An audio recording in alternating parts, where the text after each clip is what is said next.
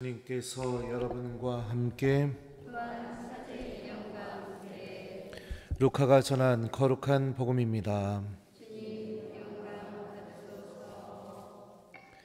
그 무렵 예수님의 제자들은 길에서 겪은 일과 빵을 떼실 때에 그분을 알아보게 된 일을 이야기해 주었다.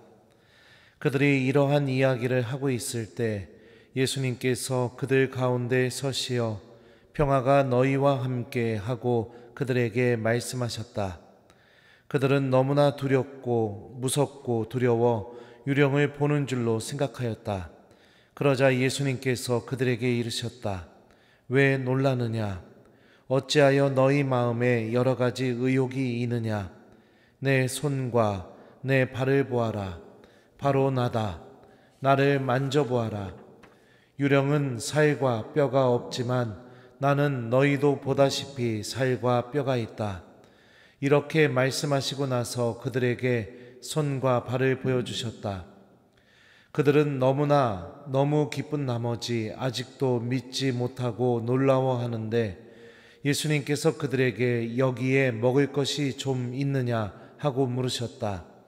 그들이 구운 물고기 한 토막을 드리자 예수님께서 그것을 받아 그들 앞에서 잡수셨다. 그리고 그들에게 이르셨다. 내가 전에 너희와 함께 있을 때 말한 것처럼 나에 관하여 모세의 율법과 예언서와 시편에 기록된 모든 것이 다 이루어져야 한다. 그때 예수님께서는 그들의 마음을 여시어 성경을 깨닫게 해주셨다. 이어서 그들에게 이르셨다. 성경에 기록된 대로 그리스도는 고난을 겪고 사흘 만에 죽은 이들 가운데에서 다시 살아나야 한다. 그리고 예루살렘에서부터 시작하여 죄의 용서를 위한 회개가 그의 이름으로 모든 민족들에게 선포되어야 한다. 너희는 이 일의 증인이다. 주님의 말씀입니다. 그리스도님 찬양합니다. 오소서 성령님 부활 축하합니다. 그리고 또 우리 프란치스코 교황님께서 돌아가셔서 많은 교우들이 이렇게 슬픔에 잠겨 있는 것 같아요. 근데 저는 하느님께서 마지막까지 이 프란치스코 교황님을 통해서 우리에게 표징을 주시는 것 같습니다. 부활절날 깜짝 이렇게 등장하셔서 마지막 메시지를 남겨주시고 그 다음날 돌아가셨죠. 그죠? 부활하신 주님과 함께. 그래서 우리들의 삶도 하느님 나라를 향해 있고 또 우리들도 하느님과 함께하는 영원한 생명을 살게 될 사람이라는 걸 교황님이 마지막까지 우리에게 보여주신 것 같아요. 그래서 교황님을 위해서도 여러분들 기도 많이 해주시고 그리고 또 이 부활 시기에 특별히 우리들의 삶이 영원한 생명과 연결되어 있다는 것을 기억하면서 이 하느님 나라를 내가 잘 맞이하기 위한 준비들도 해나가는 부활 시기가 됐으면 좋겠습니다. 복음을 보면 부활하신 예수님이 제자들에게 나타나셨지만 제자들은 예수님을 믿지 못합니다. 처음에는 유령으로 생각했었고 그리고선 예수님이 나 만져보라고 나 진짜 부활했다고 이렇게 얘기하니까 기뻐하는데도 복음에서는 뭐라고 표현하느냐? 여전히 아직도 믿지 못하고 놀라워하고 있었다라고 이렇게 얘기를 합니다. 그리고 나서 제자들 보는 앞에서 구운 물고기 한 토막을 먹는 것을 직접 보여주세요. 그러니까 이 예수님의 부활이 그냥 어떤 환상 속에서의 부활 아니면은 무슨 그냥 뭐 유령처럼 부활 이런 부활이 아니라 실질적으로 하나님께서 예수님을 다시 되살리시고 생명을 주신 그러니까 생명이 다시 시작되는 진짜 부활이라는 것을 제자들 앞에서 보여주십니다. 그리고 난 뒤에 주님께서 하셨던 것이 무엇이냐? 이렇게 루카복음은 이야기합니다. 그때 예수님께서는 그들의 마음을 여시어 성경을 깨닫게 해주셨다. 부활하신 주님이 제자들에게 하셨던 유일한 한 가지가 무엇이냐? 바로 하느님 말씀을 깨닫게 해주시는 거였습니다. 어제 복음에서도 엠마오로 가던 제자들이 예수님과 함께 있는 것을 못 알아보게 되니까 예수님께서 선택하신 방법이 뭐였죠? 율법과 모세의 율법과 예언서에 걸쳐서 당신에 관한 모든 기록들을 제자들에게 들려주시는 그 방법을 선택하게 됩니다. 말씀은 어떤 힘을 드러내게 되느냐? 우리가 원래 있어야 할 자리로 돌아가게 해줍니다. 그리고 말씀은 듣는 이들 안에서 믿음이 자라게 해주고 하느님의 신비를 이해하고 깨닫게 해줍니다. 만일 나의 삶이 부활의 신비에 대해서 전혀 의식도 못하고 생각도 안 하고 그냥 일상적인 그 현상만 붙들면서 살아가고 있다면 왜 그런 일이 벌어지느냐? 주님의 말씀을 내가 듣는 마음을 잃어버렸기 때문에 그래요. 기도도 사라지고 또 미사에 오는 발걸음도 사라지는 이유가 무엇이냐? 하느님의 말씀을 듣는 마음을 잃어버렸기 때문에 그런 일들이 벌어지게 됩니다. 사랑하는 우리 성체조배 회원 여러분들 성체조배 하실 때 가끔은 의무처럼 느껴지기도 하고 그리고 이 시간 동안 내가 그냥 왜 여기 앉아있나 이런 생각이 들 때도 있을 겁니다. 때로는 유혹에 넘어가서 아예 성체조배가 나의 일상에서 사라져버리는 그런 순간이 찾아올 때도 있습니다. 근데 그럼에도 불구하고 우리가 잊지 말아야 될 사실은 뭐냐면 예수님의 이 부활에 관련된 본문들의 특징이 무엇이냐면 제자들은 절망하고 있었고 제자들은 믿음을 잃어버리고 있었고 제자들은 모든 희망을 다 잃어버리고 그렇고 있는 상태였습니다. 근데 그런 제자들에게 누가 찾아오시느냐? 부활하신 주님이 직접 찾아오신다는 사실입니다. 그러니까 내가 기도가 사라져도 그렇다고 하면 이제 이번 달부터 성체조배 하지 말아야지 막 이렇게 생각하면 안 돼요. 성체조배 하는 습관도 사라진다 하더라도 그리고 또 내가 절망에 빠지거나 여러 가지 어려움에 빠져서 내가 믿음을 잃어버리는 상황이 된다 하더라도 중요한 건 뭐냐면 부활하신 주님은 그런 나에게 반드시 찾아오신다는 사실입니다. 그리고 주님께서 우리가 당신의 그 부활의 신비를 깨닫고 당신을 알아보고 당신께서 우리와 함께 계시다는 것을 강하게 체험할 수 있게 해주시는 방법이 뭐냐? 말씀을 들려주신다는 겁니다. 이 두 가지가 부활에 관련된 본문에서 공통적으로 선포되고 있는 중요한 사실이죠. 그러니 내가 복음에 등장하는 제자들처럼 마치 믿음을 잃어버린 사람처럼 지금 삶을 살고 있다면 여러분들의 영혼의 그 눈을 열어줄 주님의 말씀을 듣는 삶을 다시 회복하셨으면 좋겠어요. 예수님께서는 제자들에게 성경을 깨닫게 해주시고 나서 어떻게 말씀하셨느냐? 성경에 기록된 대로 그리스도는 고난을 겪고 사흘 만에 죽은 이들 가운데에서 다시 살아나야 한다. 그리고 예루살렘에서부터 시작하여 죄의 용서를 위한 회개가 그의 이름으로 모든 민족들에게 선포되어야 한다. 너희는 이 일의 증인이다. 라고 이렇게 말씀하셔요. 왜 회개가 필요하고 왜 부활의 신비가 모든 민족들에게 선포되어야 되느냐? 우리들의 삶이 이 지상의 삶으로만 끝나는 것이 아니라 하나님과 함께하는 영원한 생명과 연결되어 있기 때문에 주님을 만나는 그날이 심판과 징벌과 벌벌 떠는 그런 날이 아니라 하느님을 내 아버지로 또 자비로운 심판관으로 만나는 날이 될 수 있도록 모든 이들이 구원을 준비하게 하기 위해서, 그러기 위해서 주님께서는 제자들이 이 모든 일의 증인이 되기를 바란다고 이렇게 말씀하고 계시죠. 저는 우리 교우들에게 사순시기 때 이런 얘기를 많이 했었어요. 이렇게 살다가 죽어서 하느님 만나면 어떻게 될지 사순시기 동안 한 번만 좀 진지하게 고민해 보시라고요. 우리들의 삶이 영원한 생명과 연결되어 있다는 것을 우리가 깊이 있게 믿고 그리고 삶을 살아간다면 분명히 우리의 삶의 많은 부분이 변화가 되게 될 겁니다. 그리고 하느님과 함께하는 그 시간들이 우리에게 가장 소중한 시간으로 바뀌게 되겠죠. 많은 사람들은 이 사실을 머리로는 알고 있을지 모르지만 믿지 못하고 깨닫지 못하고 그러고 살아갑니다. 여기 계신 여러분들만이라도 예수님 부활의 표징이 되어주시고 증인이 되어주셨으면 좋겠습니다.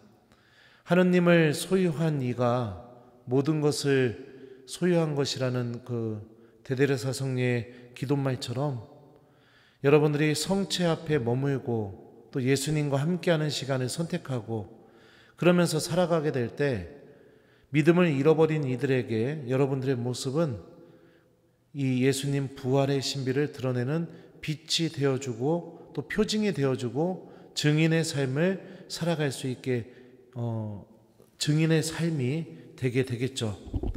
그래서 한 달 동안 이제 또 성체조배를 어떻게 했으면 좋겠느냐. 주님의 말씀을 여러분들 함께 들고 성체조배를 하는 한 달이 되었으면 좋겠어요. 이 한 달 동안 특히 부활 시기 동안 여러분들이 성체 앞에서 복음을 읽고 또 그 복음을 통해 예수님을 만날 때마다 주님께서 여러분들의 마음을 여셔서 여러분들이 읽은 그 성경 말씀을 깨닫게 해주시고 그래서 그 깨달은 그 말씀이 여러분들의 일상 안에서 여러분들을 움직이고 여러분들의 말과 행동을 통해서 하느님의 구원의 신비가 드러나고 그래서 여러분들 가정 안에서부터 부활의 증인이 되는 그런 은총이 주어질 수 있도록 그 지향을 갖고 우리 같이 성체조배 해나가는 한 달이 되었으면 좋겠습니다. 성전 안에서는 주님을 열심히 찾고 집으로 돌아가서는 성전 안에서의 모습과는 정반대의 모습으로 내가 일상을 살아간다면 예수님 마음이 어떨까요? 네? 어떨 것 같아요? 슬프시겠죠. 그죠? 네. 주님과 함께 있을 때만 내가 주님의 자녀다운 모습으로 살아가고 집으로 돌아가서는 그냥 그 모습을 다 잃어버리고 살아간다면 주님께서 정말로 슬퍼하시겠죠. 그리고 또 우리가 영원한 생명을 믿고 있다면 오늘 예수님이 제자들에게 보여주시잖아요. 이 부활이 어떤 생각 안에서의 부활도 아니고 유령처럼 부활한 것도 아니고 실제로 생명이 다시 시작된 부활이라는 것을 제자들 앞에서 보여주시잖아요. 그러면서 우리의 삶이 영원한 생명과 연결되어 있다는 것을 제자들에게 가르치시는데 여러분들 그렇다면 영원한 생명이 존재한다는 것을 내가 믿고 있으면서 나의 가족들, 나의 자녀들, 신앙을 잃어버리고 살아가는 그 모습을 여러분들 방관하고 있다면 주님께서 그 모습을 보시면서 어떤 마음이 드실까요? 우리가 정말로 많은 부분에 대해서 이 부활을 통해서 드러난 이 영원한 생명에 대한 이 신비를 깊이 깨닫는 게 필요합니다. 그리고 그 깨닫는 삶의 출발은 바로 주님 말씀을 통해 깨닫게 된다는 것을 오늘 복음이 알려줍니다. 저희 아버지는 예전에 묵주기도 하시다 하느님 체험하시고 난 뒤에 저와 제 동생이 기도 안 하면은요 빗자루로 두드려 팼습니다. 빗자루로. 성당 안 가는 것은 상상도 할 수 없을 정도로 그렇게 받아들이셨습니다. 저희 어머니 지금 많이 아프셔요. 그리고 다음 달에 이제 부정맥 때문에 심장박동기를 여기다 넣으셔야 되는데 근데 병원에서 이제 수술 날짜 잡으러 갔는데 의사 선생님 만나니까 엄마가 막 울면서 안 넣겠다고 막 그러는 겁니다. 의사 선생님 앞에서 그냥 약으로 하면 안 되냐고. 근데 의사 선생님이 약으로 하는 시기는 이미 지났다. 이거 넣으셔야 된다. 심장이 안 뛴 시간이 4초 동안 안 뛰었던 적도 있고 이러기 때문에 위험하다. 그래가지고선 하도 때를 써가지고선 엄마를 일단은 데리고 진료실에서 나와가지고 대합실에서 앉아가지고 엄마가 이제 막 울다가 이제 눈물이 멎은 다음에 내가 그랬어요. 어머니 있잖요. 내 심장이 4초 동안 안 뛰어가지고 의사 선생님이 나한테 박동기 넣어야 된다고 하는데 내가 엄마처럼 막 울면서 나 죽어도 안 늘 거라고 그래버리면 어머니는 어떡하실 거예요? 이렇게 물어봤죠. 그랬더니 어머니가 그 소리를 듣고 가만히 앉아있다가 이러시는 거예요. 신부님, 의사 선생님 다시 만나러 가요. 나 그거 할게. 네. 왜 엄마가 그런 생각이 들었을까요? 자기도 내 아들이 그러면은 살리고 싶은 마음이 드니까. 아들도 엄마를 살리고 싶은 마음을 갖고 있으니까. 그죠? 네. 그리고 나서 어머니를 모시고 이제 내려오는데 차 안에서 어머니가 그 얘기를 하시더라고요. 그 응급실에 몇 번 실려가시고 난 뒤부터 선종기도를 시작하셨대요. 거룩한 죽음을 잘 맞이하려고 매일매일 선종기도를 바치신대요. 근데 어떤 얘기를 하셨느냐? 죽는 거는 하나도 뭐 무섭거나 두렵지가 않대요. 근데 이 생각만 하면은 자꾸 망설여진대요. 하느님한테 시간을 조금만 더 허락해 주십시오. 이렇게 기도하게 된대요. 그게 뭐냐? 내가 죽어버리면 내 아들 신부를 위해서 누가 기도해 줄까? 이 생각만 하면은 자꾸 망설여진대요. 근데 그 얘기 듣는데 뭐 말하면은 나도 눈물 날 것 같아갖고 그냥 아무말 안 하고 운전하면서 막 이러면서 왔죠. 그러면서 어머니 나 위해서 기도해 주는 신자들 많아요. 그렇게 얘기했는데 엄마가 그 얘기 하더라고요. 그건 당신도 알고 있지만 그래도 엄마가 해주는 기도가 끊겨버리니까 내가 그 생각만 하면은 자꾸 선정기도 하다가 망설여지게 된다고 그렇게 얘기를 이렇게 하셨던 게 기억이 납니다. 예, 살리고 싶잖아요. 내가 정말 사랑하는 사람들 살리고 싶잖아요. 저도 우리 엄마 살리고 싶고 우리 엄마도 저 살리고 싶고 그죠? 하느님도 우리 살리고 싶고 그리고 여러분들도 정말로 영원한 생명을 믿고 있다면 여러분들 가족들 살려야죠.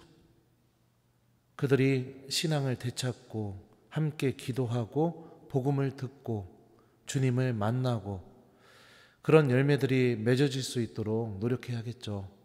그러니까 저는 여러분들 우리들의 성체조배가 그냥 주님 앞에 만나서 나만 혼자 주님을 만나고 나만 혼자 영적인 기쁨을 느끼고 나만 혼자 살아계신 예수님을 체험하는 그런 성체조배가 아니라 내가 주님을 만나서 그 만난 체험이 내 안에 살아있어서 그 체험이 나를 움직여서 내가 부활의 증인이 되어서 내 가족들부터 살리고 내가 사랑하는 사람들도 살리는 세상 안에서 모든 이들을 영원한 생명으로 초대하는 그런 성체조배, 세상 안에서 드려지는 성체조배가 되었으면 좋겠습니다.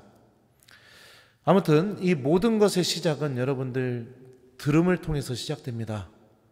주님께서 믿음이 없는 제자들에게 성경 말씀을 가르쳐 주시고 깨닫게 해주셨던 것처럼 나도 성체 앞에 앉아서 주님의 말씀을 깨닫고 내 마음이 열릴 수 있도록 주님께 이렇게 도움 청하면서 기도하는 그런 한 달이 되었으면 좋겠습니다. 그래요. 그래서 이제 한 달 동안 여러분들 우리 성체조배 하시면서 하느님 말씀 제일 먼저 복음부터 읽어보시고 그리고 이 복음이 고백하고 계시는 그 예수님이 지금 이 자리에 나와 함께 있다. 이렇게 마음속으로 생각하면서 성체조배를 시작하시고 그리고 성체조배가 끝난 뒤에 집으로 돌아가실 때 주님께 도움 청하면서 내가 내 가정 안에서 부활의 증인이 될 수 있도록 주님 저를 도와주십시오 이렇게 청하면서 집으로 돌아가서 혹시라도 여러분들 가정 안에서 기도하는 초에 촛불이 그동안 켜지지 않았다면 이번 부활 시기 동안에는 그 촛불이 꼭 켜지게 되는 기적이 일어나는 그런 열매가 맺어질 수 있도록 노력해 봤으면 좋겠어요. 그래요. 그래서 여러분들 나만 천당 가지 맙시다. 그리고 나만 혼자 주님 만나지 맙시다. 우리 사랑하는 가족들부터 우리 다 하느님을 만나고 영원한 생명을 얻는 그런 우리 성체조배의 회원들이 되었으면 좋겠습니다. 그래서 저는 이 부모님의 신앙을 잘 물려받아서 사제가 되었고, 그리고 또 그래서 참 감사드립니다. 저희 동생 가족도 신앙생활 잘 하고 있고, 조카들도 기도 열심히 하고 있고 그래요. 삼촌 집에 놀러 오면 이 녀석들 제가 놀러 오는 이유를 알거든요. 용돈 떨어져 가지고 놀러 와요. 보통 그래요. 조카들이 갑자기 전화 와서 삼촌 뭐예요? 그러면 왜? 그러면 주말에 놀러 가도 돼요? 그러면 그래 와라. 그러면 와가지고서 이제 얘가 이제 하루 종일 게임하고 막 그래요. 그러면 이제 데리고서 이제 기도를 시키죠. 일로 와, 저녁 기도하자. 그러면 막 얼굴이 아우 막 이래 막 그래도 데리고 기도합니다. 그리고선 용돈도 주고 보낼 때 한 번 안아주고 그러면서 제가 그 얘기는 꼭 해줘요. 첫째가 세례명이 요한이고 둘째가 베드로인데 뭐 예를 들어 첫째가 놀러 오면 요한아 그래도 하느님은 잃어버리면 안 돼. 알았지? 그러면 예 이러고 돈 받고 가요.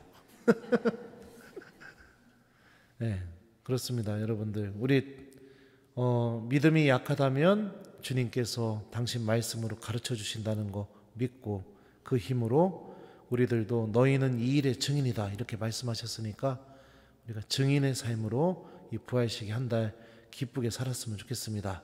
부족한 게 있다면 여러분들 주님께서 분명히 도와주실 거예요. 그리고 원래 사람의 마음이 움직이는데 시간이 오래 걸립니다. 그러니까 한두 번 해보고서 안 된다고 실패했다고 그렇게 포기하지 마시고 끈기를 갖고 성모님께 도움 청하면서 우리 부활의 증인으로서 한 달 살아가는 그런 성체주배 회원들이 됐으면 좋겠어요.